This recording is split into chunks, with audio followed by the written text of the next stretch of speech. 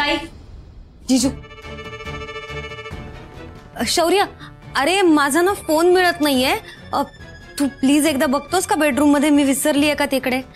माझ्यासाठी बघ ना प्लीज. हा, थँक्यू. काय झालंय ताई? शौर्यला दत्तक घेण्याच्या प्रोसिजरसाठी काही लोक आलेत घरी, हॉलमध्ये बसलेत.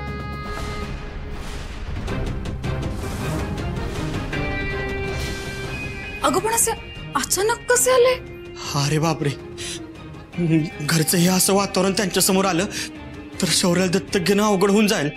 आणि मग या समजामध्ये शौर्य आपला कधीच होणार नाही. अरे देवा, काय होऊन बसलं हे समज.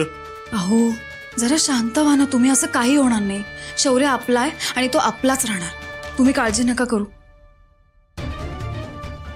शरू, तू शौर्याबरोबर इथेच थांब.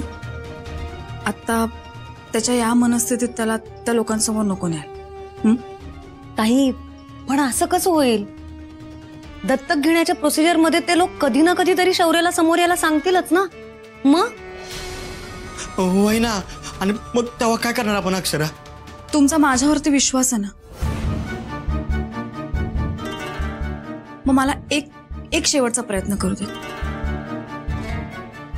तुम्ही आता त्यांना बोलण्यात जरा गुंतवा. बाकी पुढचं काय करायचं ते मी बघते. ठीक आहे.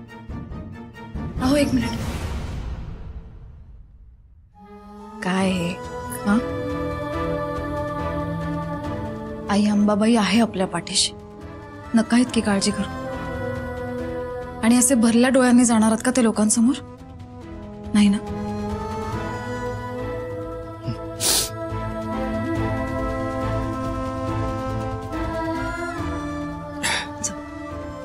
आलोच.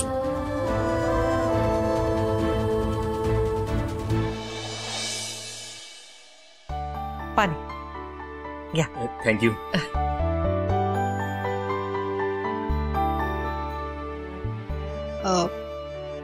शौर्य कुठे आहे? दिसत नाहीये तो. अहो असेल की बाहेरच खेळत असेल. पोरानं लय जीव लावलाय बघा समद्यानं. आणि मित्र बी एवढे झालेत ना, दिवसभर खेळत असतो तो. ऐका ना, थोडी गडबड आहे. सुंदर सर आणि अक्षरा मॅडम भेटतील का लवकर?